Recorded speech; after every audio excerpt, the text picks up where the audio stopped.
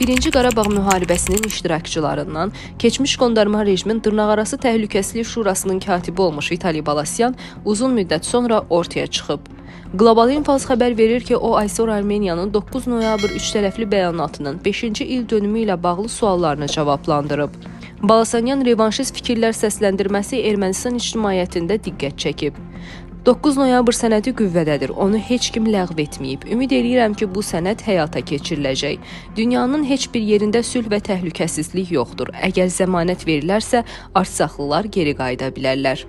Qeyd eləyək ki, Azərbaycan və Ermənistan arasında Vaşinqtonda sülh sazişi mətninin paraflanması, o cümlədən iki ölkə arasında aparılan danışıqlar və imzalanan bir sıra razılaşmalardan sonra sözü gedən bəyanat artıq qüvvədən düşmüş hesab edilir. Bakının bəyanatda əksini tapan şərtlərinin çoxu artıq qəbul edilib. Ermənistan tərəfi də bu sənədi keçərsiz hesab etdiyini açıqlayıb. İrəvan hökumətinin rəsmiləri o cümlədən dəfələrlə Qarabağ ermənilərinin geri qayıtmasının mümkün olmadığını, bunu dəstəkləmədiklərini bəyan ediblər.